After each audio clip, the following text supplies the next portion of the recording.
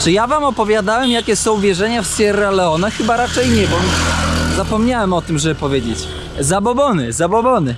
Na przykład, jak już jest wieczór i pójdziesz, kogoś poprosisz o sól, albo chcesz kupić sól.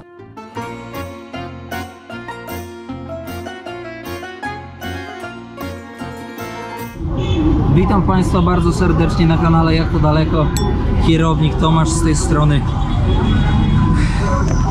Wydział Podróży w Nieznane. Wcześniej nie mówiłem o tym, ale zdradzę wam tajniki podróży, czyli jeżdżąc po świecie od dłuższego czasu wspomagam się suplementacją, czyli multivitaminy biorę i minerały.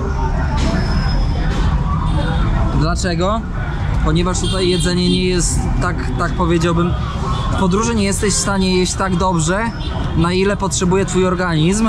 No i niestety takie witaminy i minerały pozwalają zachować organizm, ciało w lepszej kondycji. I tutaj woda z hibiskusa albo woda z goździkami, świetna w ogóle na wszelkiego rodzaju zakażenia bakteryjne. Więc taka sugestia właśnie. Witaminy, minerały, goździki, hibiskus. Git. Jedziemy dalej. Zapraszam na odcinek. Nie wiem, czy widać, ale na mapie chcę pokazać, ile wyjeżdżam już na wylotówkę z Freetown, ze stolicy Sierra Leone. I tutaj pokazuję 46 km już zrobiłem, czujecie? I dalej jeszcze jest miasto. 46 km i dalej miasto. Ja pierdzielę.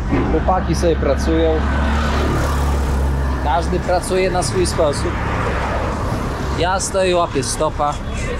Support od koleżanki. Myślę, coś się może stało, bo stoi już tutaj ze mną pół godziny. Pytam się w końcu, o co chodzi. Czy ona może czeka na coś, czy ten po prostu się uśmiechnęła i stoi i patrzy na mnie. Myślę sobie, świr. Totalny świr. Próbuję zatrzymać tylko te lepsze auta, ale powiem wam, że tutaj autostop bardzo słabo działa. Bardzo, ja teraz jadę. O, teraz na kamerę będę łapać.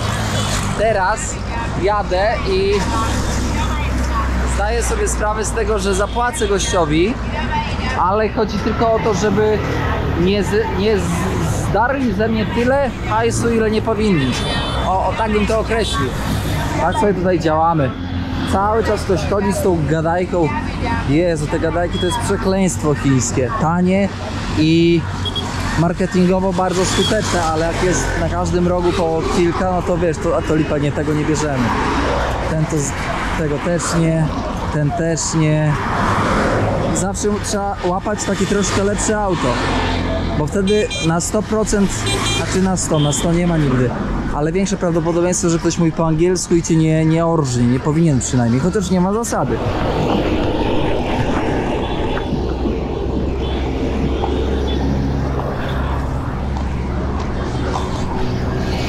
Ludzie chodzą, zbierają te plastikowe torebeczki po wodzie, bo z tego można troszkę ugrać hajsu, a tutaj się widocznie ten tuk-tuk spalił.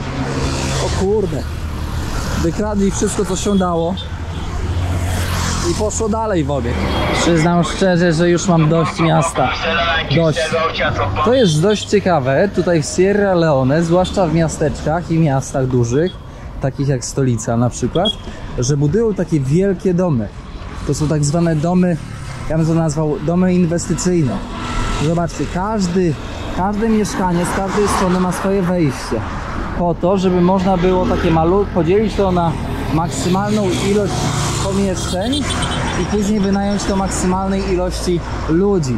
I z takiego domu można mieć nawet miesięcznie z 1000 euro, co daje najmniejsze warunki ogromny przychód. Zobaczcie, tutaj jest podobnie. Na górze mieszkalne, na dole bardziej takie do sprzedaży. Rozumiecie, takie sklepiki. Bardzo powszechne tutaj właśnie. Albo tak jak tutaj na przykład. Na górze mają dom, na dole mają warsztat. Albo jakiś tam, no nie wiem, coś tam mają, coś tam kombinują, nie?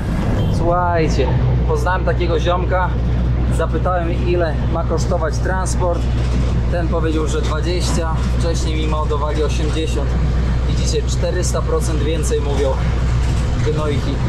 Ale udało się złapać za 20 i lecimy. To nie chodzi o to, że ja im żałuję, Tylko chodzi o to, że nie lubię jak ktoś kłamie. Bo ja mogę odrobinkę zapłacić więcej, jakieś tam wiecie 50%, ale nie 400. Bez świrowania. Zasady. To jest takie auto transportowe. O, jak ktoś się złapie, to siada na ławeczkę. Ile się zmieści, tyle ludzi jedzie. Tak to wygląda tutaj. Działa, działa. Pracuje, pracuje. Pieniądz jest, pieniądz jest. Więc wszystko się zgadza. Proszę zobaczyć, jak się nazywa bramka na autostradzie ichniejszej, Songo. A za autostradę się płaci jakieś 2,50. Przynajmniej za ten odcinek, co my będziemy teraz jechać. Songo. Z Dragon Balla.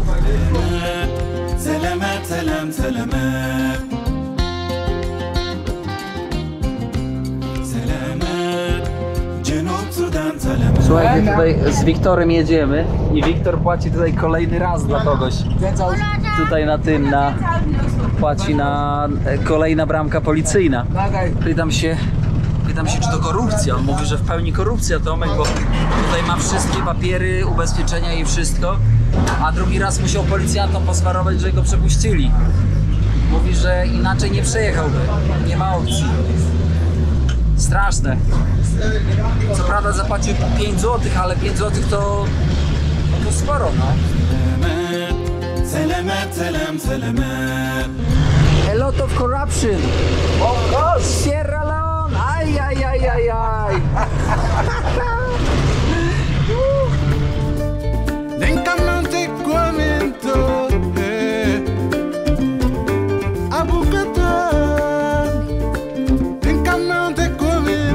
Rozmawiam tutaj ze swoim koleżką Wiktorem i kolega mówi, Wiktor, że gdyby miał okazję wyjechać z kraju, z Sierra, to by pojechał od razu.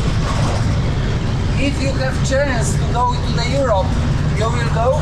Of course, yes. Więc jeżeli ktoś potrzebuje Wiktora, dawajcie znać. Wiktor bardzo chętnie przyjedzie. Wiem, że słabo słychać, ale zobaczcie, tam wypalają lasy, wycinają i wypalają. I tutaj po drodze widać wszelkiego rodzaju projekty, które mają na celu namówienie ludzi do sadzenia większej ilości drzew, moi drodzy. Zobaczcie, gdzieś tam jeszcze dymi, nie? Ale co jakiś czas widać, że powycinane drzewa i to, że ta flora po prostu bardzo mocno cierpi tutaj. Jeżeli ona nie zostanie pomożona, to będzie koniec, to będzie lipa, nie będzie jedzenia. Wszystko będzie trzeba ściągać z Conakry, z Gwinei Conakry, co przekładać się będzie na wysoką cenę. Hello. Hello. Polubiłem Wiktora, dałem mu więcej hajsu i naprawdę serdeczny, wymieniłem w ogóle, dałem mu kontakt. Trochę to przykre z jednej strony, że oni wszyscy chcą, żebym ja ich wciągnął do Europy. Oni autentycznie na to liczą. Przesympatyczny gość, przesympatyczny. Ale powiem wam szczerze, że nie wyobrażam sobie, jak zebrać ludzi. Siema dzieki! Siema! Nie wyobrażam sobie, jak zabrać ludzi, załóżmy, nie wiem, 5 stąd, nie mają wykształcenia. Oni by się tam pogubili w ogóle. Oni by tam, bo to nie jest, bo to słuchajcie, to nie jest tak, że przyjeżdżasz sobie do Europy, żyjesz i jest super. Po pierwsze, są różnice religijne, kulturowe, wszelkiego rodzaju zachowania, które dla nas, które dla nas są standardem, dla nich będą wiecie, czymś nowym. Tak jak dzisiaj stoi gość na przystanku, wokół niego cała masa ludzi, tam się samochody zatrzymują, on ręka w jajcach, no i kurde, no myślę, nie, no podrapie się i wyciągnie, nie, no ręka w jajcach i tam jeździ, kurczę, tą ręką. No mówię, no świr, po prostu świr tak z 5 minut. Później wyciągnął rękę, powąchał. Mówię, świr, no normalnie świr.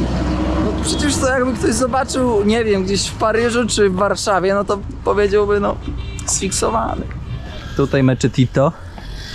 Tutaj pompa. O nie. Nie ma wody, kierowniku, nie ma wody. Ale jaja.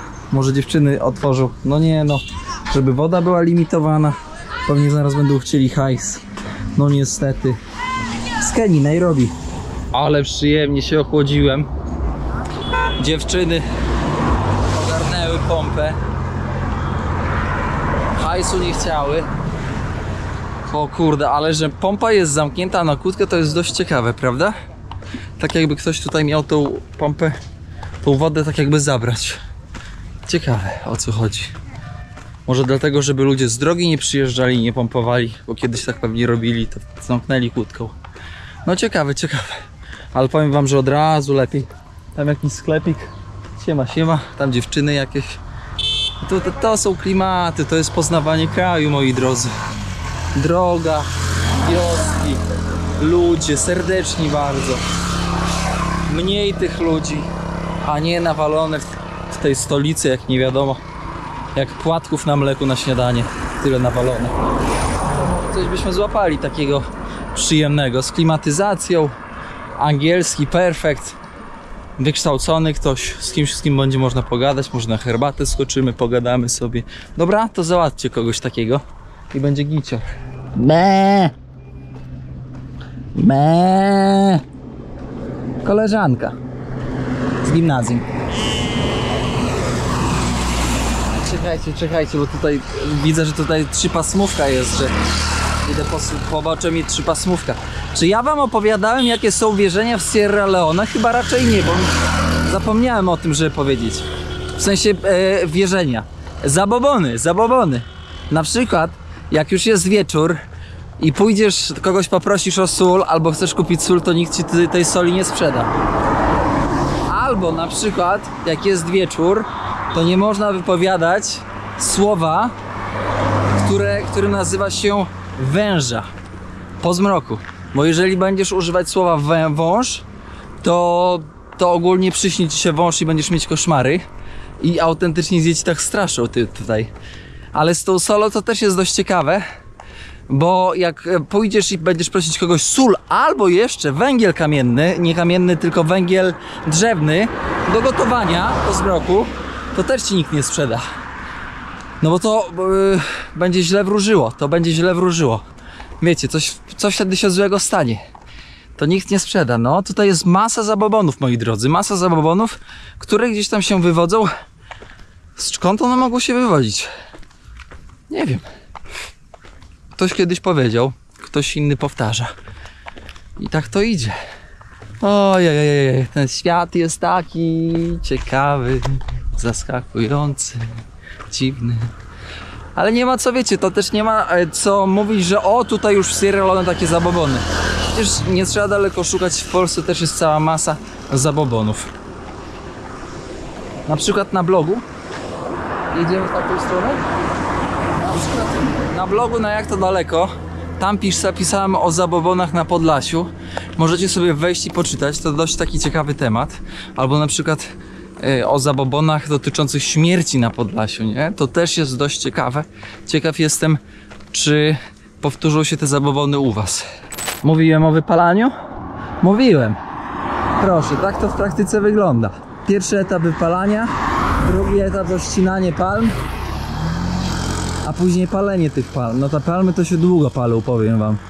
Oni codziennie je podpalają i ta palma się tak tli, aż za kilkanaście dni się spali. Zobaczcie, ktoś by powiedział, o kurczę, tutaj nie ma jak przeżyć. Jest palma, z takiej palmy później ona owocuje i z tych owoców można zrobić w ogóle olej. Też są palmy daktylowe, więc cała masa daktyli. Druga kwestia jest taka, że tutaj jak rzucisz po prostu ziarno, jakbyś rzuciła albo rzucił pomidora ziarno, to po prostu by tam ten pomidor wystrzelił. Albo papaje, albo jakieś inne tam drzewa, czy owoce, warzywa. Oni jakoś tak bardzo sceptycznie do tych warzyw, do sadzenia warzyw podchodzą, nie wiadomo dlaczego. Cebulę jeszcze lubią, ale już ogórek, pomidor, nie wiadomo dlaczego tak sceptycznie do tego podchodzą. I też, wiecie czego nie zauważyłem? Nie zauważyłem, że tutaj były jabłonie.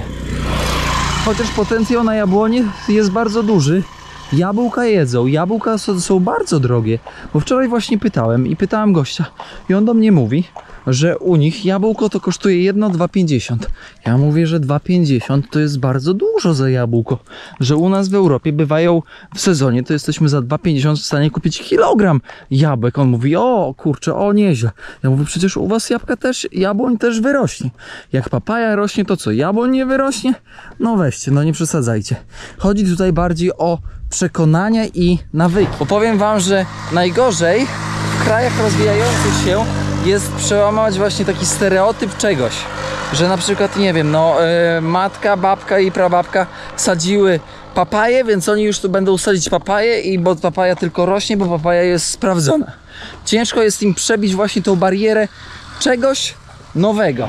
Słuchajcie, tutaj poza Freetown i prawdopodobnie miasteczkiem Bo i może jakieś tam jeszcze miasteczko większe, to tutaj pomiędzy to praktycznie nic nie ma. To są wioski, wioski i wioski. Można powiedzieć, że takie 70% ludności Sierra Leone normalnie zamieszkuje, powiem wam, że tereny wiejskie. I nie ma tutaj żadnych większych, jak to się mówi, większych, siema Irena, większych filozofii.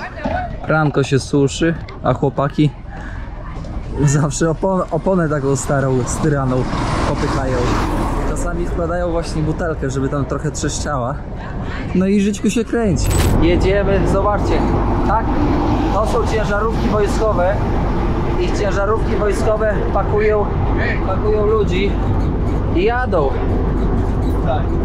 Inaczej nie ma innego transportu. Powiem wam, że stałem z 40 minut normalnie, no ciężko w ogóle się poruszać po Sierra.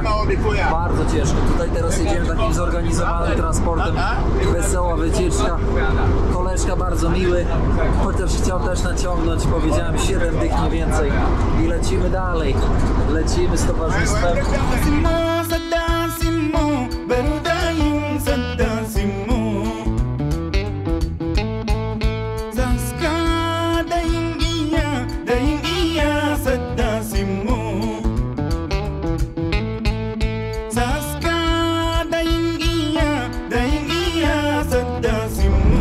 Wywiązała się tutaj dość ciekawa rozmowa, bo powiedziano mi, żebym nagrał film i że przyjeżdżali ludzie z naszego kraju i z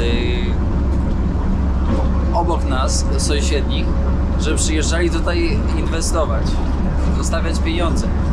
A ja mówię do nich, chociaż tego nigdy nie mówiłem, to myślę sobie, dobra, powiem, zobaczymy jaka będzie reakcja. I powiedziałem, słuchajcie, spróbujcie czegoś nowego. Spróbujcie uprawiać na przykład jabłka, bo to jabłka są drogie. A oni do mnie mówią, ale skąd wziąć nasiona? Ja mówię, no to kupujesz jedno jabłko, no i tam masz nasionka. No i stamtąd spróbować sadzonkę zrobić. Małą, nie? Oni mówią, że nie, tak się nie da. Ja mówię, no to pomidory spróbujcie. No to w pomidorach też masz nasiona i też można posadzić z pomidora, wziąć te nasionka i posadzić pomidora. Nie, to tak nie wyjdzie. Nie wiem, może ja się nie znam albo coś mnie może sprostować. Ale tak czy inaczej wydaje mi się, obserwując, że oni się boją czegoś nowego, tak jak wspomniałem wcześniej, że boją się zaryzykować coś, czego inni nie robią jeszcze. Boją się wyznaczać trajektorię po prostu. Myślą sobie, że jakby przyjechał biały, dał pieniądze, to by się coś zmieniło. To by się nic nie zmieniło. Nic by się nie zmieniło. Pół roku by pobyli z pieniądzem i później by było to samo.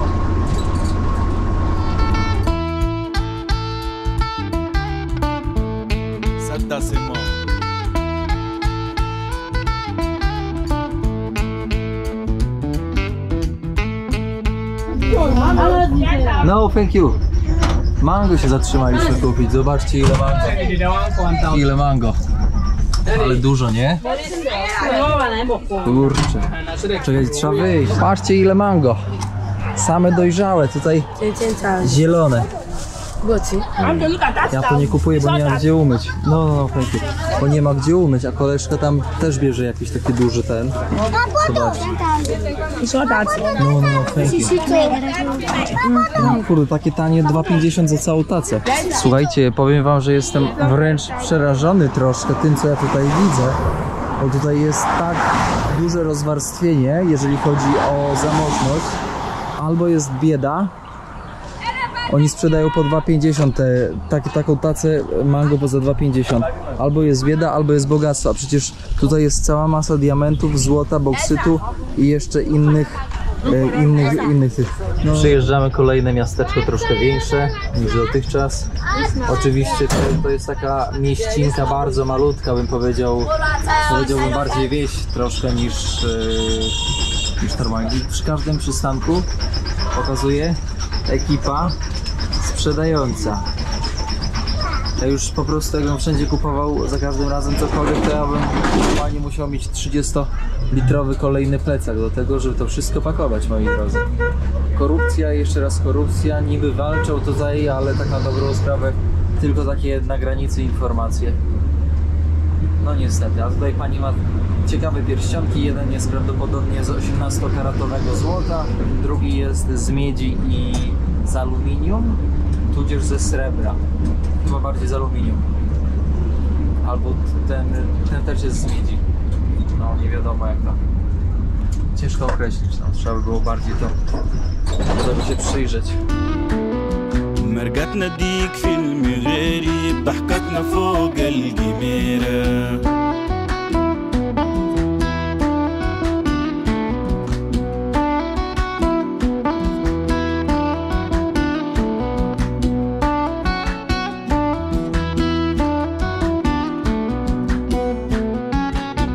Zobaczcie, tutaj nie ma, że samochód jedzie na pusto, jest przyczepa, jest jakiś tam krata czy cokolwiek, wszyscy się ładują.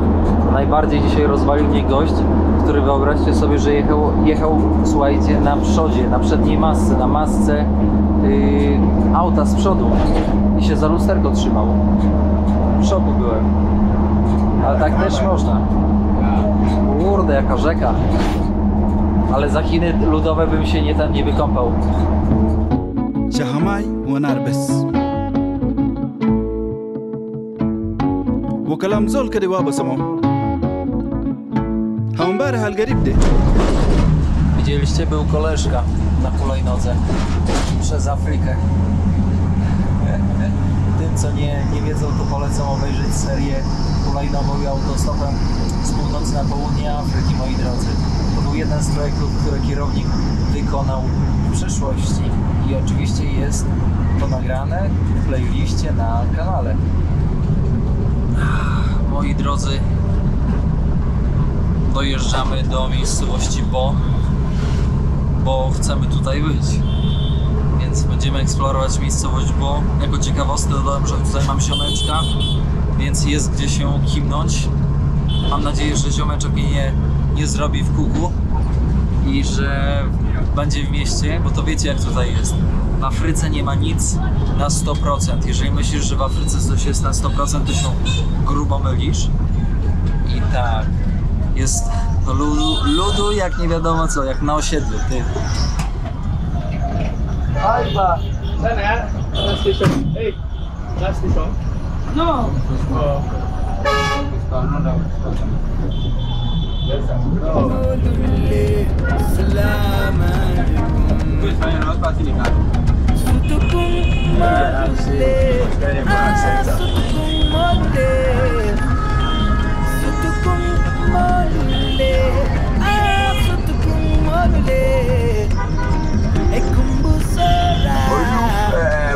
Chłopaczki mecz oglądają.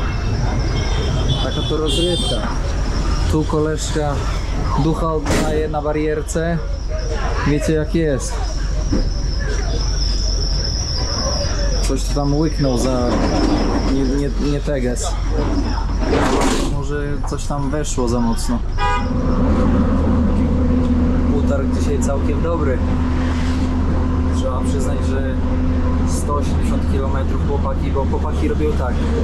Chyba ojciec i syn jadą sobie do stolicy 180 km, tam zabierają pasażerów i później wracają ze stolicy do tej miejscowości i też zabierają pasażerów. I tak cały dzień zleci i robotę robią.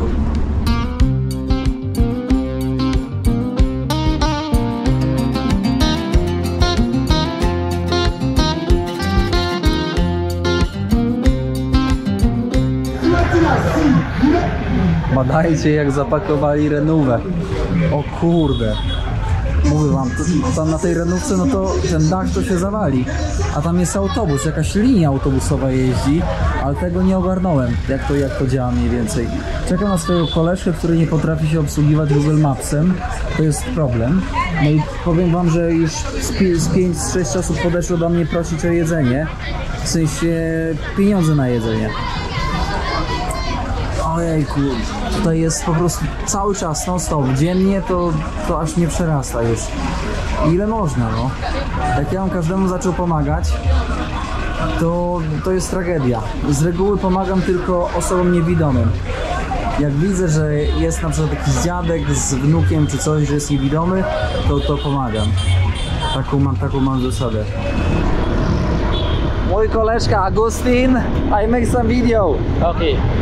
I tutaj koleżka, zobaczcie, jak ubrany w czapce i w tym. Zimno, na motorbike'u jest zimno, jak się jeździ tak. Zawsze pytacie, co jem. Teraz koleżka mi zamówił ryż, kurczaka i sałatkę. Mówię do niego, ty też sobie weź to jedzonko, gościu.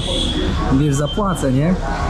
Ale powiem wam, że nawet ryż jest super ostry, nieprzystosowany do kierowniczego podniebienia, ale ostry, ja pierdzielę. Moi drodzy, bardzo dziękuję za obecność na dzisiejszym odcinku. Będziemy, przepraszam, będziemy kończyć, ale usta mi pieką, o masakra. Będziemy kończyć dzisiejszy odcinek, nie wiem czy mnie widać czy nie. Może jest ciemno już, bo już się ciemno robi. Słuchajcie, do kolejnego odcinka pamiętajcie o zasubskrybowaniu kanału, bo to bardzo ważne, żeby jechać przez świat z subskrypcją kanału jak to daleko oraz zostawieniu śladu węglowego. Pozdrawiam wszystkie czarki, wszystkie pulpety, wszystkich starych jak i nowych widzów na kanale.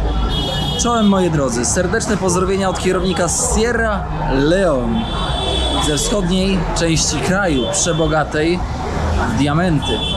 Do usłyszenia w kolejnym odcinku.